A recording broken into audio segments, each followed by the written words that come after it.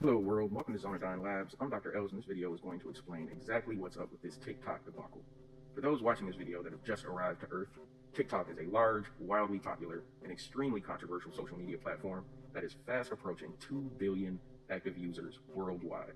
That's about 1/4 of the entire world's population. In comparison, Facebook is over 3 billion, and Instagram is over 2 billion. X is circling around 500 million and dropping. Weird, I wonder why. Back to TikTok.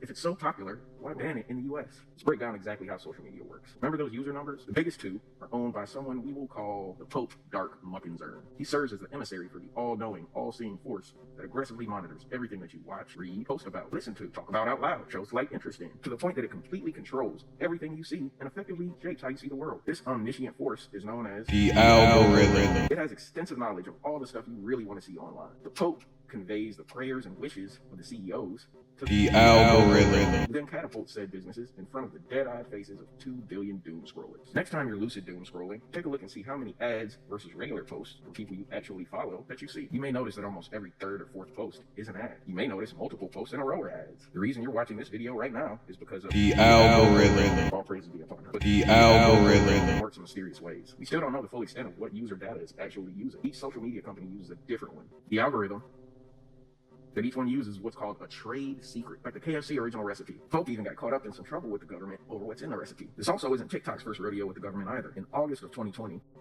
signed Executive Order 13942, which effectively banned TikTok and its parent company, ByteDance, in the United States, claiming it was a national security threat from China to gather data on U.S. citizens. TikTok challenged the ban weeks later and tied it up in court till June of 2021 when revoked the order and initiated a review to take a good hard look at the threat it posed. I don't know what they found, but in April of 2024, Congress passed the PFACA, which gave an ultimatum to TikTok. Sell the company to another country or get bliddocked in America. Very gangster move. But TikTok doesn't want to sell it because then they would have to sell.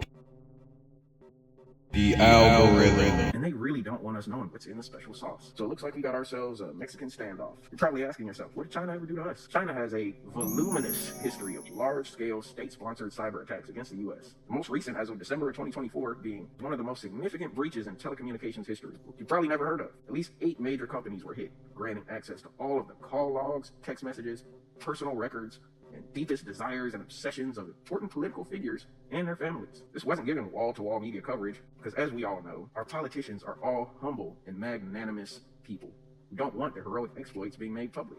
Congress assembled like the Avengers to take this down quickly and quietly. Now, as I said, the Pope Dark Muckenzern did some shady things with our data, but he's an American. He's only trying to make money, and Americans are very forgiving when money is involved.